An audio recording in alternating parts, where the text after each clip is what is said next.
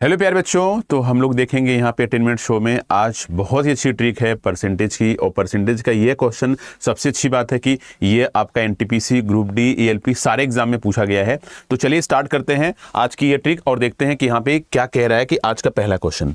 तो चलिए देखते हैं यहाँ पे पहला क्वेश्चन क्या कह रहा है। रमन की आय 45,000 है, वह अपनी आय का 12.5% की बचत करता है। यदि उसकी आय में 18% की वृद्धि होती है और व्यय में 20% की वृद्धि होती है तो उसकी बचत बताओ। उसकी बचत में क्या होगा, कमी होगी कि वृद्धि होगी, ये आपको बताना है।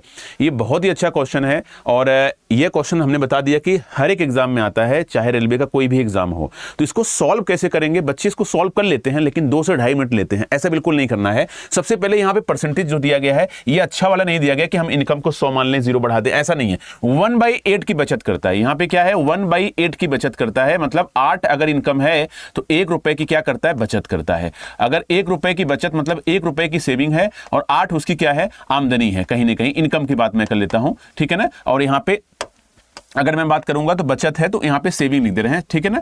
तो बताओ एक्सपेंडिचर कितना होगा, तो आप कहोगे सर इसका एक्सपेंडिचर यहां से आ जाएगा 7 आ जाएगा। तो अब आपको क्या करना है, यहां पे लिखना है इनकम और यहां पे लिखना है एक्सपेंडिचर और यहां पे लिखना है आपको सेविंग लिखना है। और आपको इसको यूज नहीं करना है। अगर इसको आपने स्टार्टिंग में यूज कर दिया तो ट्रिक का कोई काम, मतलब ट्रिक का कोई मतलब ही नहीं निकलेगा। तो आपको कैसे सॉल्व करना है, यहां भी बेटा लिखना है 8 इनकम, एक्सपेंडिचर कितना है 7 है और यहां पे सेविंग कितनी है 1 की, क्योंकि पहले का है 1/8 की बचत करना, मतलब 1/8 की सेविंग कर रहा है यहां पे। अब आपसे कह रहा है कि इनकम क्या हुआ, उसकी इनकम 18% बढ़ गई। अगर 18% उसकी इनकम आप बढ़ाओगे तो आप यहां पे देखोगे 18% बढ़ रहा है तो 8 का 18% कितना होगा। इसलिए मैं कह रहा हूं कि आपको 2 0 यहां लगा दो, यहां 2 0 लगा दो और यहां 2 0 लगा दो। क्यों, क्योंकि 144 रुपए बढ़ेगा और यह आपका कितना हो जाएगा, 944 हो जाएगा। 18 144 होता है, 944 उसकी न्यू इनकम हो गई। अब एक्सपेंडिचर के बारे में क्या कह रहा है, एक्सपेंडिचर क्या कह रहा है, 20% की वृद्धि होती है। अब कोई बच्चा बता देगा कि 20% क्या होता है, बता दो। 700 का 20%, 700 का 10% होता है, 70 20% होता है 140। 140 बढ़ेगा तो यहां से आपका हो जाएगा 840। आपको कि बिल्कुल सही है। अब उसकी इनकम कितनी है, अब उसकी इनकम अगर आप देखोगे 944 है और एक्सपेंडिचर है 840 है। अगर माइनस करोगे तो आपका यहां से आएगा 104 रुपए की बचत कर रहा है। पहले कितने की बचत कर रहा था, 100 की, 4 यूनिट, 4 यूनिट उसकी बचत कहीं ना कहीं बढ़ रही है। सेविंग 4 यूनिट क्या हो गई, इंक्रीज हो गई। अब आप कहोगे सर इनकम आप तो 800 मान के चले हो, तो क्या गलत किया। 800 की वैल्यू आप लिखोगे, इनकम जो दिया गया है 45,000,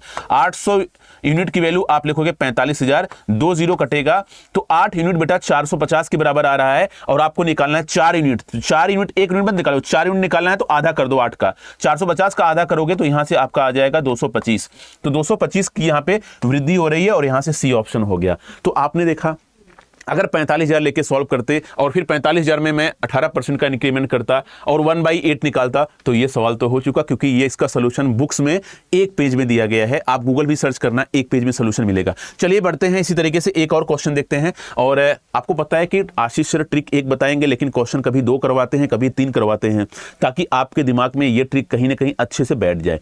चलो ये क्वेश्चन देखो, रमन की आय कह रहा है कि रमन की आय जो है 41,400 है, वह अपनी आय के 24% की बचत करता है। यदि उसकी आय में 22% की वृद्धि होती है और खर्च में 25% की वृद्धि होती है तो उसकी बचत क्या है। उसकी बचत आपको बतानी है। यहां पे ध्यान से देखो, तो अब आप कहोगे सर उसकी इनकम, इनकम यहां पे लिखोगे इनकम और यहां पे लिखोगे एक्सपेंडिचर, कोई फ्रैक्शन नहीं दिया गया है, और यहां पे आप लिखोगे सेविंग।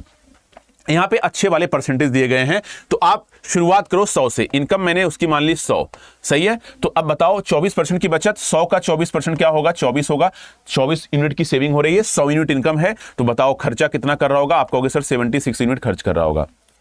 उसकी आय में 22% की वृद्धि हो गई, 22% की वृद्धि हो रही है। तो एक बात बताओ, अगर 22% की वृद्धि करोगे तो इसकी न्यू इनकम कितनी हो जाएगी, 122 हो जाएगी। आगे यहां मैंने यहां लिख दिया 22%। अब बताओ खर्चे में कितने की वृद्धि हो रही है, तो आगे कह रहा है खर्च में 25% की वृद्धि हो रही है। 25% की अगर खर्चे में वृद्धि करोगे तो आपको पता होना चाहिए 76 का 25% कितना होता है। 76 का 25% मतलब 1/4, 76 का 1/4 होता है आपका 19।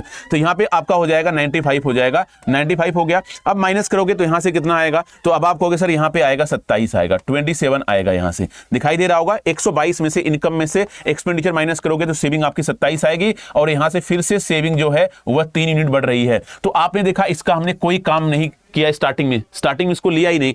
अब यहां पे कैसे सॉल्व करोगे, 100 यूनिट की वैल्यू आप लिखोगे 41,400, 41,400 100 यूनिट की वैल्यू हो रही है। अब आप यहां से कैंसिल करोगे तो 1 यूनिट आ रहा है 414 रुपए, आपको निकालना है 3 यूनिट। जब आप 3 यूनिट निकालोगे तो यहां से आपका कितना हो जाएगा, 4 3 12, 1242 आ रहा है। और 1242 की वृद्धि और 1242 मतलब यहां से आप देखोगे तो डी ऑप्शन आपका सही हो रहा है।